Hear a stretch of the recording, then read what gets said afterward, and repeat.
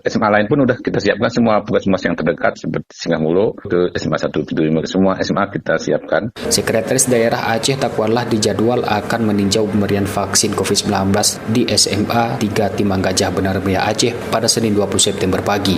Ada 3 sekolah lainnya yang akan berkumpul di sana, SMA 1 dan 2 Timang Gajah serta SMP 1 Timang Gajah.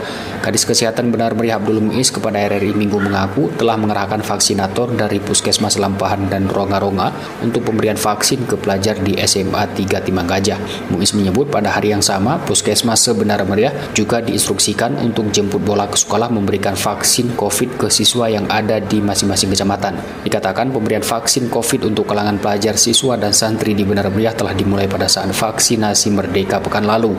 Ada sekitar 1.546 pelajar atau 8,1% yang divaksin kala itu. Menurut data yang ada, kata Abdul Muiz, penerima vaksin usia 12 sampai dengan 18 tahun di Benar Meriah berjumlah sekitar 18.844 orang, terdiri dari kalangan sekolah dan pesantren. Besok kita jadwalkan yang kena kunjungan Sekda Provinsi itu yang dikunjungi SMA 1 Timang Gajah yang di Rongka. Itu SMA 1 Timang Gajah ke situ, SMA 2 Timang Gajah, jadi 3 SMA dan SMP 1 Timang Gajah ke situ. Itu sudah kita kondisikan itu 2 puskesmas 8 dan puskesmas Ronga.